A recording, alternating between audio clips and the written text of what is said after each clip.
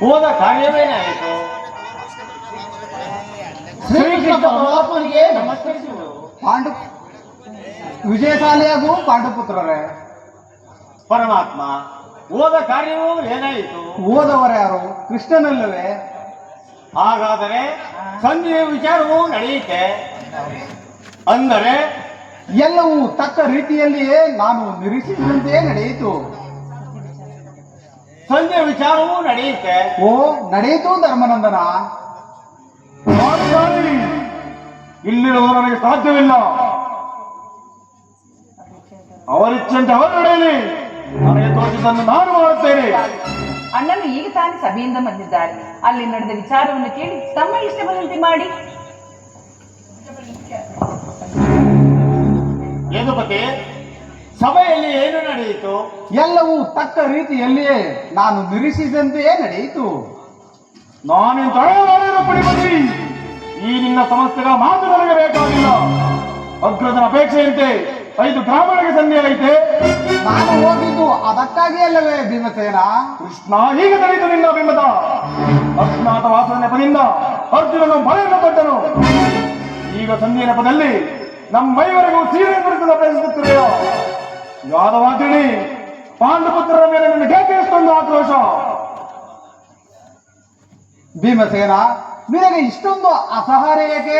ಸ್ವಲ್ಪ ಸಮಾಧಾನದಿಂದ ನನ್ನ ಮಾತನ್ನು ಕೇಳು.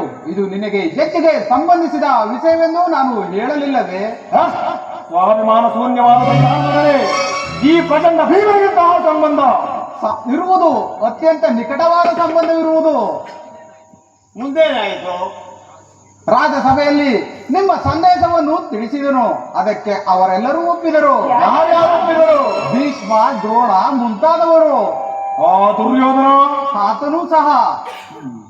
ಇನ್ನು ನನಗೆಲ್ಲ ಕೆಲಸವಿಲ್ಲ. ಈ ದುರ್ವಾರ್ತೆಯನ್ನು ನಾನು ಕೇಳಬೇಕೆಂಬುದು ನಿನ್ನ ಇಚ್ಛಾಗಿತ್ತು ಕೃಷ್ಣ. ಅದನ್ನು ಸಾಧಿಸಿದೆ. ಸಾಧಿಸು, ಚೆನ್ನಾಗಿ ಸಾಧಿಸು. ಸಹೋದರರೇ, ಈ ನಿಮ್ಮ ಅಪೌರುಷದ ಫಲವನ್ನು ನೀವೇ ಗುರುತಿಸಿರಿ. ಅದರಲ್ಲಿ ಈ ಭೀಮನು ಯಾವ ಭಾವವನ್ನು ಅಪೇಕ್ಷಿಸುವುದಿಲ್ಲ. ಯಾಜ್ಞಸೇನಿ, ನೀನು ನಿರಾಶರಾಗದಿರು. ಈ ಭೀಮನು ಬದುಕಿದ್ದರೆ ನಿನ್ನ ಸೇಡನ್ನು ತೀರಿಸದೇ ಬಿಡೆನು. ಭೀಮಸೇನ, ನಿಲ್ಲಯ್ಯ. ನೀನು ನಿಜವಾಗಿಯೂ ವಿಳಂಬಾಪತಿಯೇ ಸರಿ. ಇಷ್ಟೊಂದು ಕೋಪವಿಲ್ಲದಿದ್ದರೆ ಆ ರಕ್ಕಸನ್ನು ಹಾಳಲು ಸಾಧ್ಯವಾಯಿತೆ? ಸ್ವಲ್ಪ ಸಮಾಧಾನವನ್ನು ತಂದುಕೊಂಡು ನನ್ನ ಮಾತನ್ನು ಸಂಪೂರ್ಣವಾಗಿ ಕೇಳು. ಸುಮ್ಮನೆ ನನ್ನನ್ನು ಕಾಣಬೇಡ ಕೃಷ್ಣ.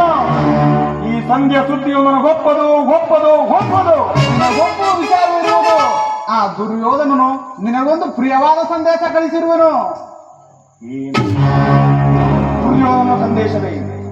ಹಾಗಾದರೆ ಇದು ಸಂಧಿಯಾಗಿರಲು ಸಾಧ್ಯವೇ ಇಲ್ಲ. ಹೇಳು, ಏನು ಸಂದೇಶ? ಅದನ್ನು ಕೇಳುವ ಮೊದಲು ನೀನು ನನ್ನ ಬಳಿ ಕೈ ಕಟ್ಟಿಕೊಂಡು ಕುಳಿತುಕೊಳ್ಳಬೇಕು. ಇಲ್ಲ ಇಲ್ಲ, ಇಂತಲೇ ಹೇಳು. ಇಲ್ಲಯ್ಯ, ನೀನು ಕುಳಿತುಕೊಳ್ಳುವುದ ಹೊರತು ನಾನು ಹೇಳುವುದಿಲ್ಲ. ಕೃಷ್ಣ, ಈ ಪರಿಹಾಸಕ್ಕೆ ಪರಿಹಾಸವೆಲ್ಲ ಭೀಮಸೇನ. ನಿನ್ನನ್ನು ಕಂಡರೆ ನನಗೆ ಅಷ್ಟೊಂದು ಭಯ. ಈ ನಿನ್ನ ಗದೆಯನ್ನು ಸ್ವಲ್ಪ ದೂರದಲ್ಲಿಟ್ಟು ನನ್ನ ಪಾರ್ಶ್ವದಲ್ಲಿ ಕುಳಿತುಕೋ. ಆಗ ನಿನಗೆ ಪ್ರಿಯವಾದ ಸಂದೇಶವನ್ನು ಹೇಳುವೆನು. ಇಗೋ, ನಿನ್ನ ಅನುಮತಿಯಂತೆ ಕುಳಿತುಕೊಳ್ಳುವೆನು. ಈಗಲಾದರೂ ಹೇಳು, ಏನೋ ಸಂದೇಶ? ನೀನು ಕೋಪ ಮಾಡುವುದಿಲ್ಲವಷ್ಟೇ? ಇಲ್ಲ, ಹೇಳು. ಹಾಗಾದರೆ ನೀನು ನನ್ನ ಬಂದಿ. ಕ್ಷಣಕಾಲ ಮಾತ್ರ. ಆಗಲಿ ಯಾಜ್ಞಸೇನೆ, ನೀನು ನಾನು ಹೇಳಿದಂತೆ ಮಾಡಬೇಕು, ತಿಳಿಯುತ್ತೆ? ನಿನ್ನ ಮಾತನ್ನು ಎಂದಾದರೂ ಮೀರಿದೇನೆ ಕೃಷ್ಣ. ಹಾಗಾದರೆ ತೆಗೆದುಕೋ ಈ ಹಗ್ಗವನ್ನು. ಇದು